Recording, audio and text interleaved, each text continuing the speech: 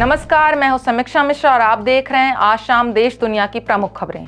सरकार का बड़ा फैसला, गीग वर्कर्स को मिलेगी सामाजिक सुरक्षा, ड्राफ्ट नियम जारी। उत्तर भारत में कड़ाके की ठंड और घना कोहरा, जनजीवन अस्त व्यस्त। यूरोप से अच्छी खबर, बुल्गारिया ने यूरो को अपना 21वां यूरो जोन देश बना। स्विट्जरलैंड में लगी भीषण आग में मृतकों की संख्या बढ़कर 47 हुई। मिडिल ईस्ट में तनाव, यमन का एडन एयरपोर्ट बंद, उड़ानें रद्द। पिज़्ज़ा हट और केएफसी एक ही छत के नीचे, यम ब्रांड्स की नई रणनीति। अब खबरें विस्तार से। देश में जोमेटो, स्विगी, उबर, ओला जैसे प्लेटफॉर्म्स पर काम करने वाले लाखों गीग वर्कर्स के लिए सरकार ने बड़ा फैसला लिया है। केंद्र सरकार ने गीग और प्लेटफॉर्म वर्कर्स को सामाजिक सुरक्षा देने के लिए ड्राफ्ट नियम जारी किए हैं। प्रस्ताव के मुताबिक किसी प्लेटफॉर्म पर कम से कम 90 दिन तक काम करने वाले गीग वर्कर्स को स्वास्थ्य बीमा, दुर्घटना बीमा और पेंशन जैसी सुविधाएं मिल सकती हैं। अगर कोई वर्कर एक से ज़्यादा प्लेटफॉर्म पर काम करता है तो उसके लिए काम की न्यूनतम अवधि थोड़ी ज़्यादा होगी। सरकार का कहना है कि यह फैसला गीग इकोनॉमी में काम करने वालों को पहली बार सुरक्षा कवच देने की दिशा में ऐतिहासिक कदम है।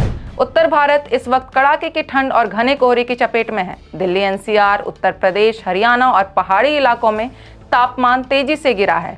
दृश्यता बेहद कम हो गई है। कोहरे की वजह से कई ट्रेनें और फ्लाइट्स लेट। हाईवे पर वाहन रेंगते नजर आए। नए साल की शुरुआत में यूरोप से एक बड़ी और सकारात्मक खबर सामने आई है। बुल्गारिया ने आधिकारिक तौर पर यूरो को अपनी मुद्रा के रूप में अपना लिया है। अब बुल्गारिया यूरोजोन का 21वां सदस्य देश बन गया है। 1 जनवरी से देश में यूरो चलन में आ गया है। हालांकि कुछ समय तक पुरानी मुद्रा और यूरो दोनों का इस्तेमाल किया जा सकेगा। बुल्गारिया की सरकार का कहना है कि इससे व्यापार आसान होगा, विदेशी निवेश बढ़ेगा और यूरोपीय देशों के साथ आर्थिक रिश्ते मजबूत होंगे।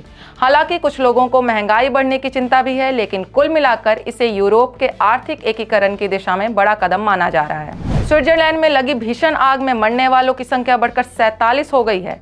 आग इतनी भयानक थी कि कई शवों की पहचान करना मुश्किल हो रहा है। रेस्क्यू टीमें मौके पर मौजूद हैं और घटना के कारणों की जांच की जा रही है। स्थानीय प्रशासन ने इसे बेहद दर्दनाक हादसा बताया है।